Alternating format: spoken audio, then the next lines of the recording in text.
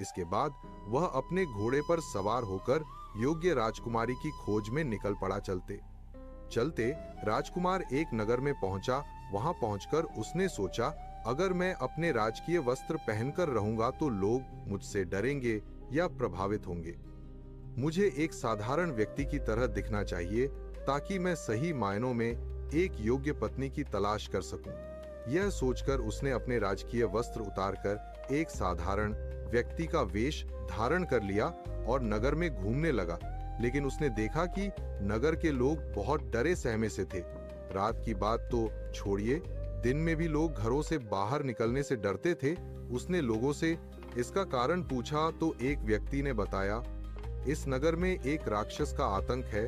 वह न केवल लोगों को मारकर खा जाता है बल्कि उनके घरों को भी जला देता है। उसकी वजह से यह नगर उजाड़ सा हो गया है। राजा ने कई बार उसे रोकने की कोशिश की, परंतु वह राक्षस इतना बलशाली है कि किसी की शक्ति उसके सामने टिक नहीं पाती। राजकुमार को इस राक्षस के बारे में कोई जानकारी नहीं थी, इसीलिए वह नगर के एक बड़े मंदिर के बाहर एक चट्टान पर बैठ गया। जब लोग ने उसे वहां बैठे देखा तो वे घबरा गए और बोले, पुत्र तुम कौन हो? यहाँ क्या कर रहे हो? तुम्हें पता नहीं कि इस मंदिर के पास बैठना खतरे से खाली नहीं है? वह राक्षस तुम्हें भी खा जाएगा। कृपया यहाँ से चले जाओ। लेकिन राजकुमार ने शांत स्वर में कहा, यदि मुझे मरना होगा तो मैं जहां भी जाऊंगा मृत्यु मुझे मिलेगी। भगवान ने जो मेरे भाग्य में लिखा है वही होगा। मैं यहाँ से नहीं जाऊंगा।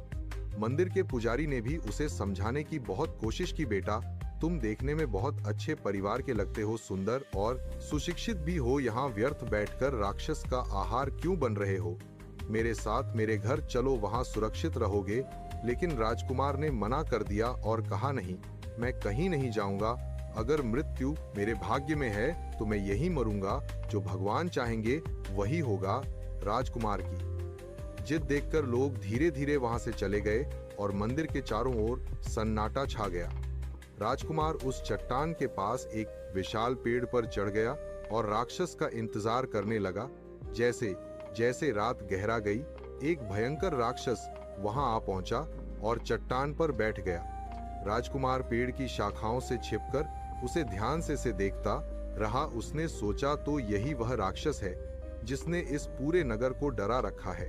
राजकुमार ने अपनी तलवार संभाली और पेड़ से कूदकर राक्षस के सामने प्रकट हो गया। राक्षस ने जैसे ही राजकुमार को देखा वह क्रोध से चीत्कार करने लगा, कौन हो तुम? क्या तुम्हें नहीं पता कि